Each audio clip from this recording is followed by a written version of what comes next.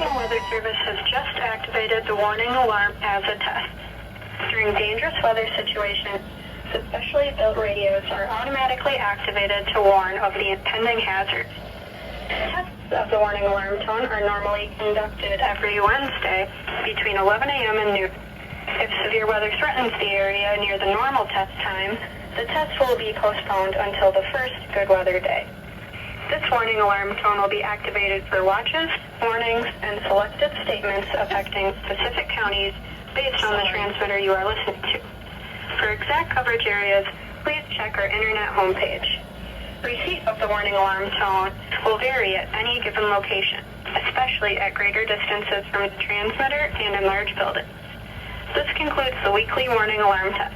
We now return to our normally scheduled program.